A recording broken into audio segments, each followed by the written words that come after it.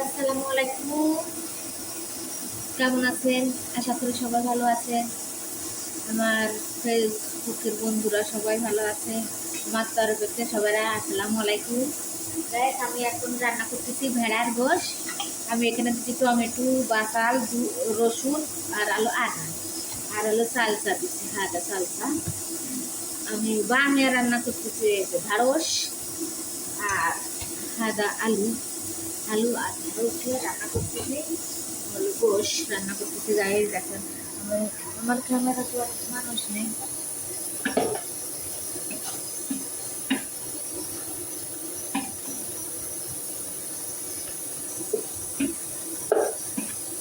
আমি ভালো করে গোশটারে ভালো করে ভুনা করে নিয়েছি টমেটো দিয়ে। টমেটো, রসুন, পেঁয়াজ, জিরে, আদা, গরম মশলা দিয়ে আমি ভালো করে গোশটারে ভালো করে আমি ভুনা করে নিচ্ছি। গায়ে ভালো করে গোশটারে ভুনা করে নিয়ে এখানে আলু আছে, আমি আলুটা রেখে এখানে 1 চামচ লবণ দিচ্ছি। গায়ে এটা 1 চামচ লবণ। এখানে দিচ্ছি জিরে, ধনের গুঁড়ো 1 চামচ লবণ আর রসুন, পেঁয়াজ, আদা। এখানে ঝাল দিয়ে ঝাল খায় না চৌধুরা, ঝাল দিয়ে রান্না করতাম। 10 জন মানুষ মারা গেছে মহিলা, এখান থেকে ঝাল খাই না। ভাজা রান্না করতেছি গায়ে। এটা হলো ঢাড়স, আমি ছোট ছোট করে কাটেছি ঢাড়স। এখানে দেবো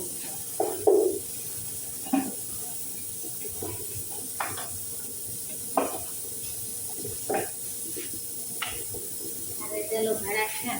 ভেড়ার ঠ্যাং এইটা আবার ভেড়ার ঠ্যাং খাই না বলে আমি রান্না করে খাই। এখানে হালকা একটু লবণ দিছি আর ছুঁয়ে একটু ভরাট দিছি, মানে জিরে দিছি আর ধনের গুঁড়ো দিছি। আমিও ঝাল খাই নাই, ঝাল খাবো লেগেছি, সবজি আরো পাইছি।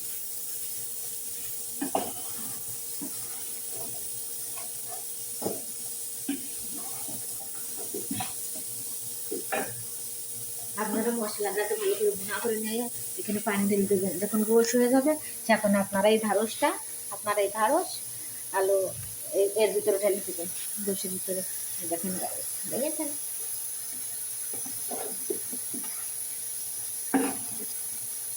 এখানে চাল দিছি, টমেটো দিছি। এরা আবার টমেটো খাই প্রচুর। টমেটো আবার শক্তি, কিন্তু আমরা বুঝি না, আমরা ভালোটা খাইনি বাংলাদেশের মানুষ। কিন্তু এখানে টমেটো খাই বলে গায়ে শক্তি হয়, হ্যাঁ, আর কোনো হয় না, বুঝেছেন?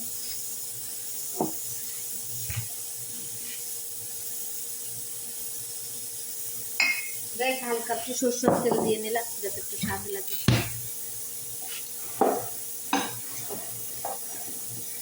কোনো মুখে দাঁড়াইয়া বলবো আমার মনের কথা,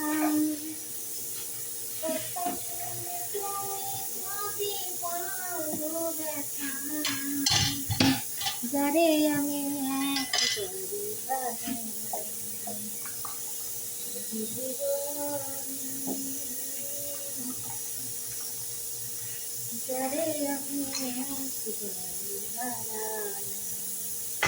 কেন হলো দেখা রে তোমারই দেখলাম, কেন হলো দেখা রে তোমারই দেখলাম, যারে আমি এক বন্ধু হারালাম এই জীবনে,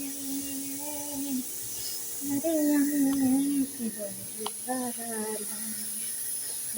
দেখেন আমার রান্না দেখছেন, আমি এইভাবে করে রান্না করি। হালকা মশলা দিচ্ছি, এখানে ঝাল ছাড়াই রান্না করেছি গায়ে। আর বামিয়া আলু, এখানে আলু আমি এইভাবে করে কেটে নিচ্ছি যাতে গোশের সাথে সুন্দর হয়।